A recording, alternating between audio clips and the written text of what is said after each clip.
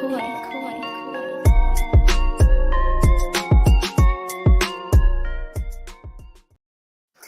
everybody, and thanks for joining us for the PHNX Suns pregame show brought to you by the DraftKings Sportsbook app, America's #1 sportsbook app.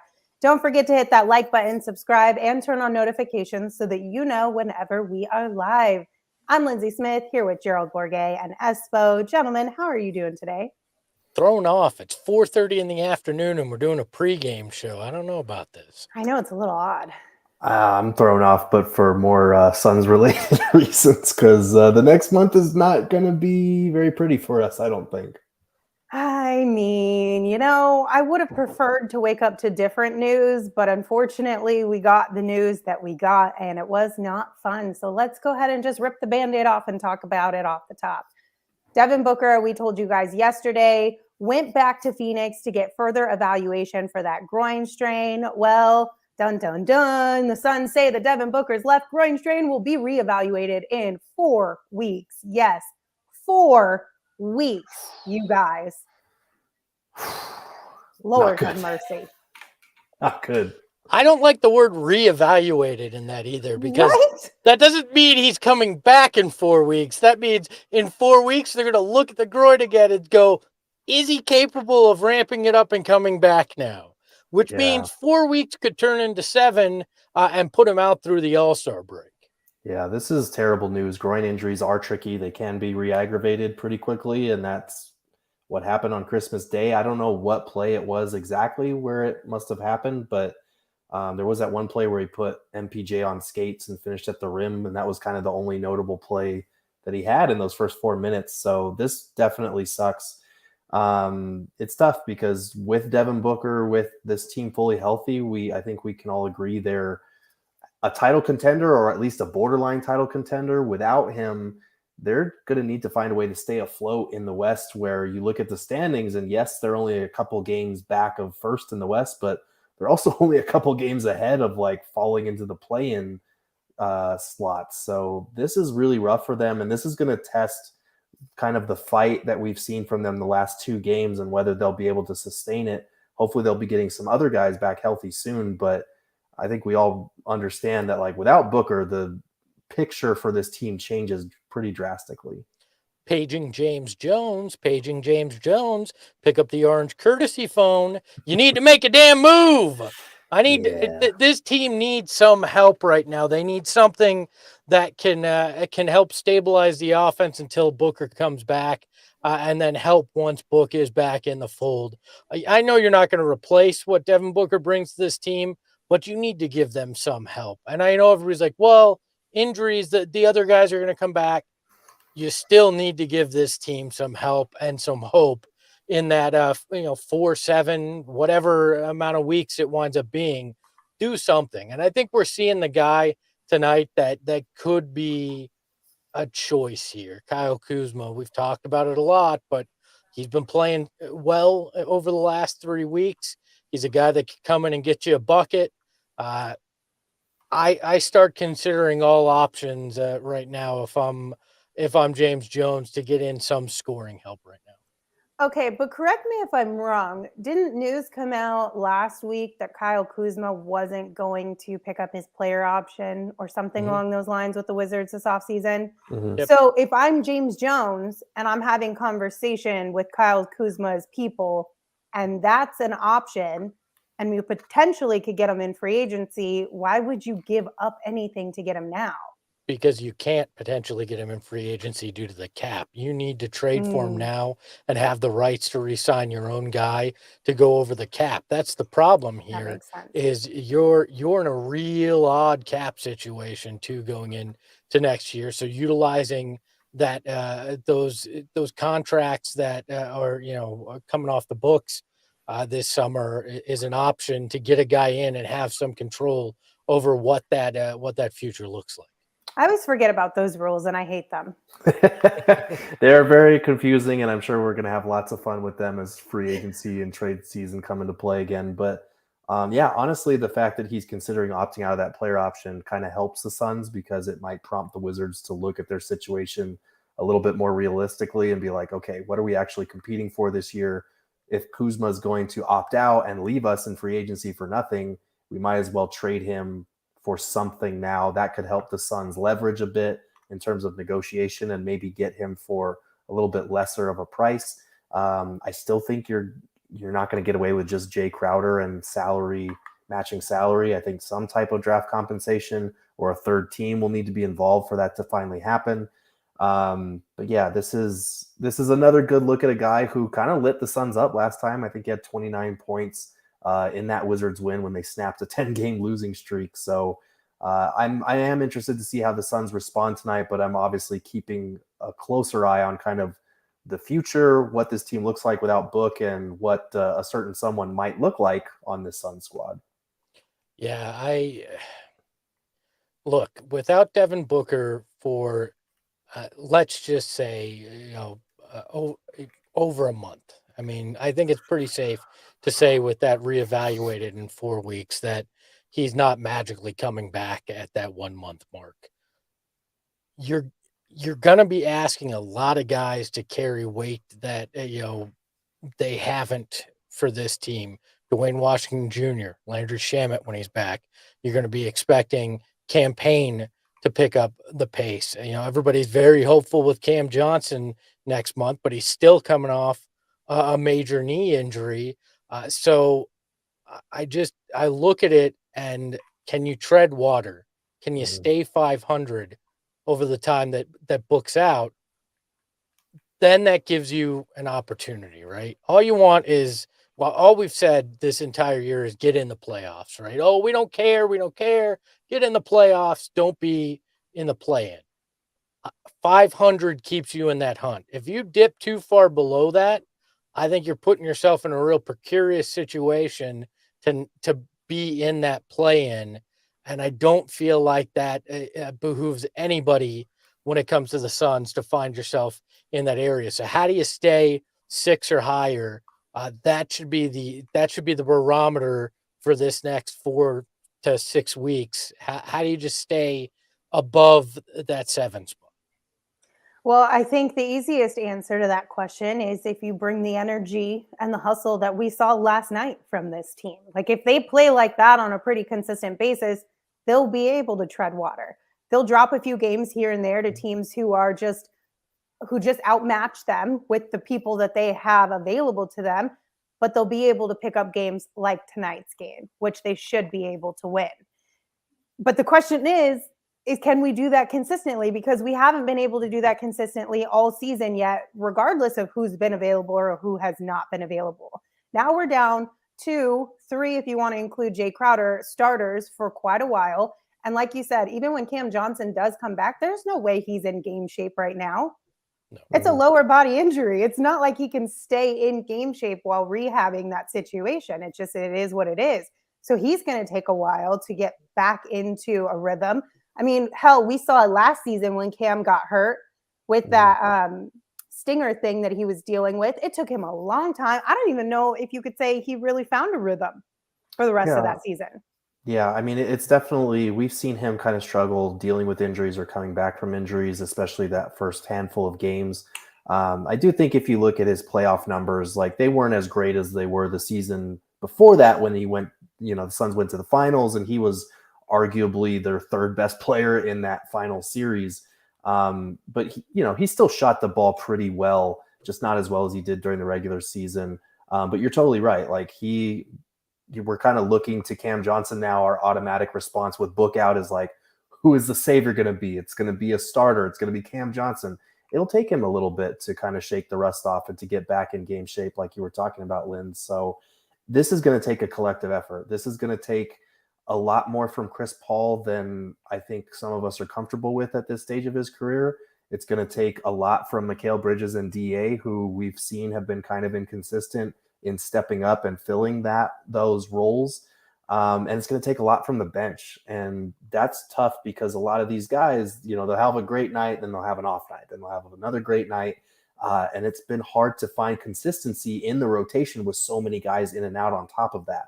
So I think we were kind of looking at this roster and saying, okay, like once they get healthy, once Cam Johnson's back, they'll be able to get into a nice groove before the playoffs. And now you're looking at a situation where your best player is out leading up to basically the week or two before the trade deadline. You're going to be getting him back with whatever new additions or subtractions you have going on.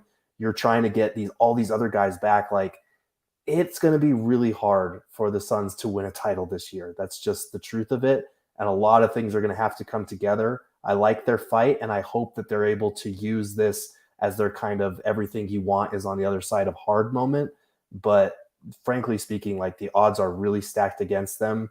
And you just have to hope that at some point this team gets healthy with enough time to get in a comfortable groove before the playoffs. Yeah, look, there are two camps when it comes to Suns fans right now, and it's a pretty discernible line. It's the group that is, hey, no biggie, they're going to be fine when everybody comes back healthy. They're going to make a run. And then there's the other side that is sitting there going, is this going to be a wasted season? Are we getting closer to that point? I'm starting to lean more into that. Is this going to be a wasted season?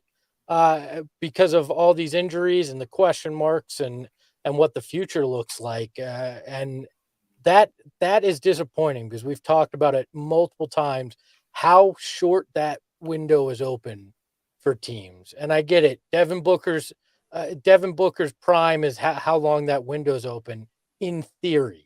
Right. But it depends on who you put around them and how that chemistry works. When you look back at that 2021 finals run, I think we're starting to see just how special that was, just how much everything came into alignment for them to get there and wind up in the finals and take that 2-0 lead, and how hurtful it is that they didn't take advantage of it, because this is the other side of it right now. This is when everything that could go wrong does go wrong. You wind up sitting here right now and going, okay, where are we? What is the plan? And I think you're right. It's going to take an awful lot for them to be a title contender this year. Not out of the realm of possibility, but I think it's going to take a lot. What I wonder is, does this change James Jones' appetite for doing something that may be looked at as on the riskier side, simply because of the situation they find themselves in, and the fact that he may feel some pressure because it is a new ownership group coming in? Yeah, it's a tricky place to kind of straddle between the questions we have about what he is and isn't allowed to do until this new ownership sale is made official and finalized, what his role is going to be moving forward under new ownership, and also just like the fact that it's hard to make a trade in December. Like, a lot of teams are going to prefer to wait until closer to the trade deadline to figure out, okay, are we buyers? Are we sellers? Are we close to a playoff spot? What are we doing? Like, the Suns are kind of the only ones that are sitting on their thumbs being like, all right, does anyone want to make a trade right now? Because we kind of desperately need one, which is why, at this rate, I would take like even a free agency signing, a minimum guy, like just somebody on the bench. Because we talked about this after the game the other night. Like, their 15th spot was open. Their 14th spot was to Jay Crowder, who hasn't showed up to a single game. And their 13th spot for the last few weeks has been Cam Johnson. So, like, you're going to get Cam back soon, but you're just replacing him with Book now. So just from a pure abled body perspective, like, you need guys out there. You can't be relying on two guys on two-way contracts to be playing heavy minutes like they have been. You need someone who can help, who has NBA experience. There's going to be lots of options that people are going to throw around. We've talked about Carmelo Anthony, but like, just get somebody in here, and then there has to be more of a sense of urgency with that trade. The Suns have been patient to this point, and that's fine. But like, now is the time to be more aggressive. Hey, you keep your mouth shut when you're talking about the point disciple Duane Washington Jr. That two-way could save us all right? You might have to at this rate. I love that point disciple. That's funny. Good one, Ospo. Okay, so we have a couple of things. The injury report for the rest of the evening and everyone else that we need to talk about. It's not looking pretty. Obviously, we mentioned Devin Booker, Cam Johnson still out, Cam Payne still out, Landry Shamet still out, Bismack Biyombo is questionable with right knee soreness. However, on the flip side, as Manny says in the super chat he sent us, this could be a blessing in disguise. More rest for Book, more reps for the young guys, more pressure on James Jones to stop flopping around and make a move. And I've seen this a couple times in the chat so far, the blessing in disguise as far as getting other guys reps, putting some pressure on them. The question is will they be able to handle it? Will they be able to step up to the plate in these bigger moments and carry a larger load? But if we can get some of these guys back off the injury report, not named Devin Booker or Cam Johnson, then that's probably a positive. Yeah, look, people are saying, "Oh, this is depressing." Look, if we see the effort that we saw last night from this Suns team, if they play with that heart and that conviction like they did last night, this month isn't going to be as rough as it seems like it might be. Mhm. They're not going to be world beaters every night, but they'll go out there and they'll win more than half those games if they play like that. If Duane Washington Jr. even gives you 2/3 of what he gave you last night, you're in a good spot. And I like that. And I like that Jock Landale's getting minutes. He's been a guy that's invigorated this team. Not all is lost, but it becomes a much murkier picture that you're looking at. So I don't want everybody to think it's, everything is all done. Just to lock it up, get the Wembanyama jerseys printed out, and let's worry about next year. There's still hope here. It's just a much tougher road than it is if you have 6 of those guys that are out injured on your roster. Right. I struggle with this because I do think that there are some silver linings to take from this in terms of putting guys outside their comfort zone, like we've talked about over and over, and seeing what they can do. But there's also a difference between like blessing in disguise and, God gives his toughest soldiers his hardest battle. And the guy's like, how are you still even alive? There's a fine line between those two things. So I struggle with this because I do think it'll be good for guys to get more reps, to get more confidence. But that is difficult because sometimes when you get used to playing more minutes and then have to slide back into a bench role and go back to being super effective with less touches, less playing time, that can be difficult. We've seen Cam Payne kind of struggle with that over the last few seasons. I would much prefer guys to just get healthy and have solid reps in their assigned roles leading up to the playoffs so everyone's comfortable with what they're going to be expected to do. And, we're not saying that won't happen, but there's just a lot of things that has to happen first for us to get to that point. Yeah, absolutely. We have one more super chat from Psycho Blue said, heed thy Discord, Lindsay, B-Ball Cthulhu. Psycho Blue, we talked yesterday. He is out at the game in Washington, and he sent us a video, and it's uploading right now. We're going to play that a little bit later in the show. But before we do that, how you guys feeling about tonight's game? Who you got, by how much? Not great, Linz. I have the Wizards by 2, and apparently I'm only the only person that's willing to do that after last night when we were all wrong. But I just think when you're on the tail end of a back-to-back, you're short in terms of your roster. I think that it's just going to be fatigue that gets him in the end. Yeah, I think, we're all in agreement that it's going to be decided by 2 points for whatever reason, but I've got Suns by 2. I do think the second night of a back-to-back is tough. I think it's a little bit tougher mentally to submit the same kind of effort as last night when you just get the news that Book's going to be out for a month. But I do think the Wizards have kind of struggled. I think the Suns really dropped the ball in letting that team back in the game last time, and they're going to be kind of motivated the same way they've been motivated these last 2 games. So I'm going to keep the faith, especially because a lot of the main guys didn't play heavy minutes last night. And look, I know the Wiz are on a back-to-back too. I get that, and I know Bradley Beal isn't playing tonight, but they're at home, and that's why I'm going to give them the 2-point edge. And they have more guys on their roster that aren't injured than the Suns have right now. I just think it's a numbers game in terms of the minutes. So I think it's going to be a close game. I think it's going to be an interesting game. But I certainly just feel that the Wiz will have the slight edge here. And guess what? I was wrong last night. Maybe I'll be wrong again tonight. Fingers crossed you're wrong again tonight, Espo. I also have the Suns by 2. And as Eli in the chat says, the stars have aligned for number 2. Okogie night, y'all. We're getting a Josh Okogie night. It's got to be somebody. It was Landry on Sunday, D-Wash last night. Why not Josh Okogie tonight? Hopefully he can ball out there and maybe have a career night. And then we get to celebrate that in the post-game show. I wouldn't be upset about that at all. DA is going to have his 60, 20, and 10. Let's just get it ready. You're going to get me in trouble again.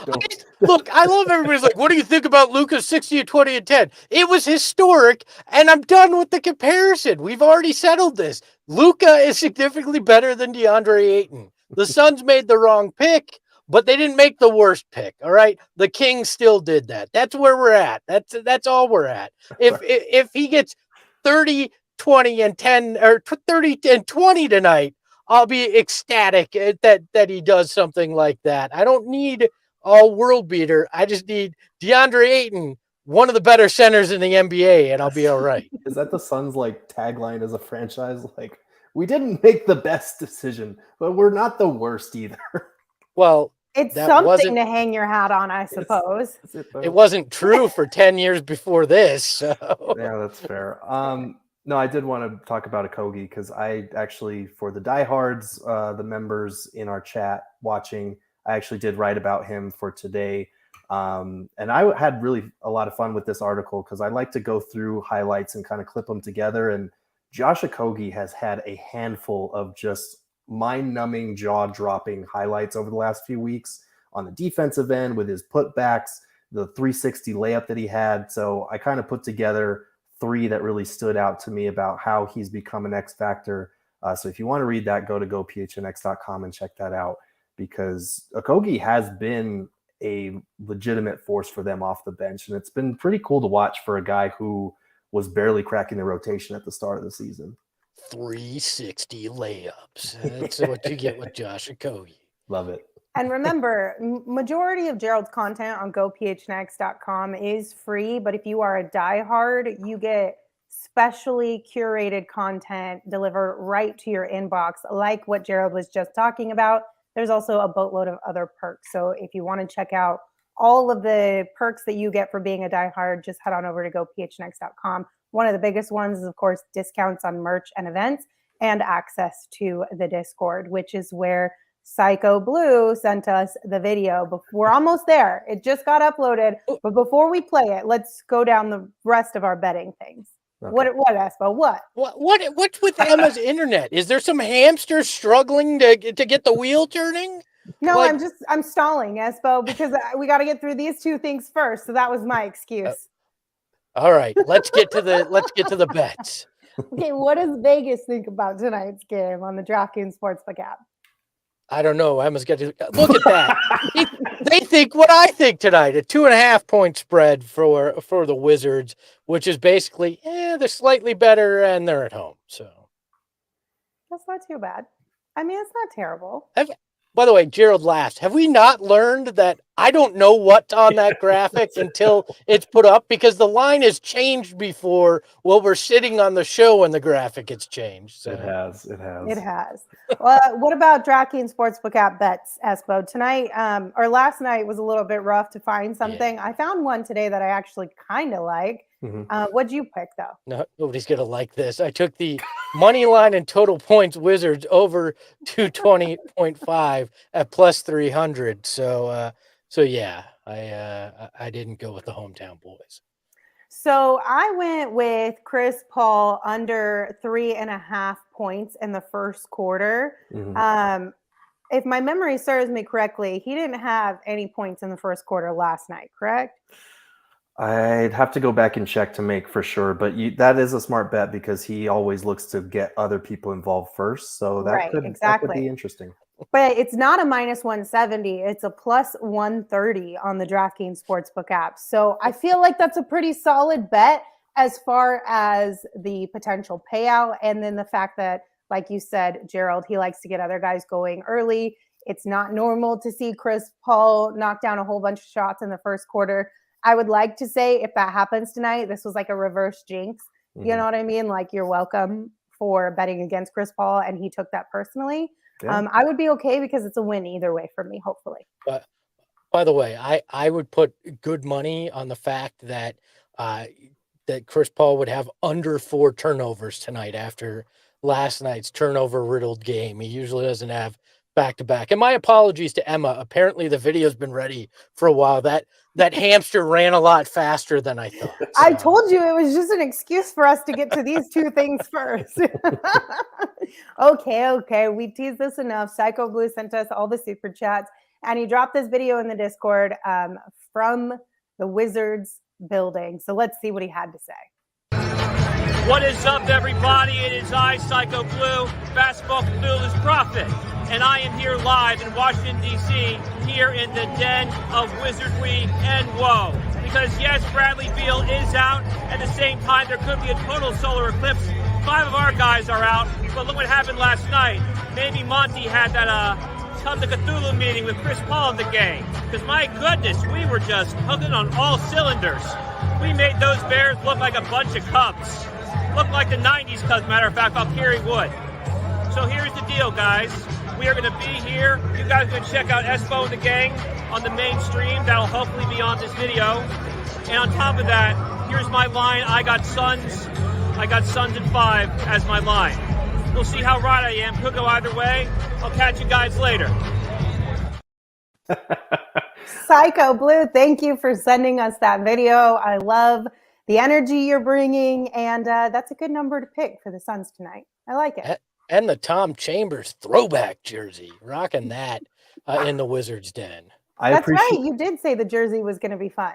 Yeah. It was a fun jersey, and I also appreciated the use of a Come to Cthulhu moment. We're going to have to start using that more moving forward. I like hello. He said he didn't seem psycho or blue. So. I wonder now that we've had Cthulhu's Prophet, as he called himself, on the show. Does that mean we get brownie points with Cthulhu now? Are we on good terms? I think you can ask Psycho Blue that. Can we start asking for favors? No, you can't curry favor with Basketball Cthulhu. Have we not learned that? The seal is not broken. We have not been able to cross the threshold. We cannot ask for favors. We must just abide by whatever Basketball Cthulhu provides. I mean, isn't there a way to get on some good sides? Isn't that a thing that you can do? Yeah, stop chanting Suns in 4. That's a good start. I learned don't call them the best team in the NBA, even if it's factually true. Well, Washington can still suck it, but I can't call them the best team in the NBA. So. Oh, my goodness. All right, gentlemen, any final thoughts on this one? Yeah, make it fun. I don't have anything. Just go out there and put forth the effort, because when they don't, it's painful. But last night was one of the most fun efforts I've watched in basketball in a long time. And if they had lost that game, I would have felt that way also. So go out there and show that heart, show that hustle, and show that edge that they had last night. Yeah, bring the defensive intensity for me. I think they're number one in half-court offense. They're number one in shot quality this season. The offense has been fine. Let's bring the same defensive intensity that we saw last night, because that is what's been ailing this team for the last few weeks. Ben in the chat said, D up, show up, and live with the outcome. And those are solid words to live by. And we will find out here shortly what the outcome of this game is. Don't forget to join us for the post-game show. Same place right here on our YouTube channel. Until then, have fun watching the game, everybody. Bye.